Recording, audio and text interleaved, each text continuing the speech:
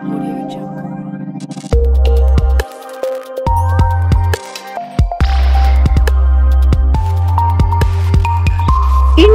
TV9 news Maharashtra.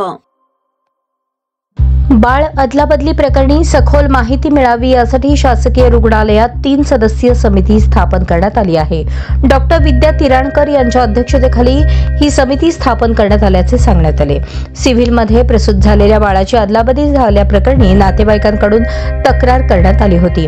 या प्रकरणाचे गांभीर्य लक्षात घेऊन पोलीस प्रशासनाकडूनही तपास सुरू आहे। यात संबंधित घटनेच्या दिवशीचा सीसीटीव्ही तपासणी करून पुढील कार्यवाही करू असे पोलिसांचे मत आहे। पालकांकडून DNA साठी सदर बाजार पोलीस ठाण्यात तक्रार अर्ज दाखल करण्यात आला आहे।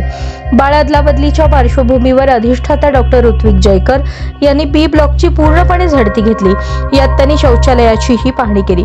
हॉस्पिटलमध्ये असलेली अस्वच्छता, रुग्णांना दिली जाणारी सेवा चांगली असावी यासाठी अधिकाऱ्यांना चांगलेच फैलावर घेतले। शिवाय ज्या ठिकाणी पाण्याची सोय नव्हती त्या ठिकाणी स्वच्छ पाण्याची सोय करण्याच्या सूचनाही दिल्या आहेत अशी माहिती अधिकाऱ्यांनी दिली। यावर कार्यवाही सुरू आहे, पण याचा तपास संथ गतीने सुरू असून यासाठी त्वरित पावले उचलावीत अशी मागणी नातेवाईकांकडून होत आहे।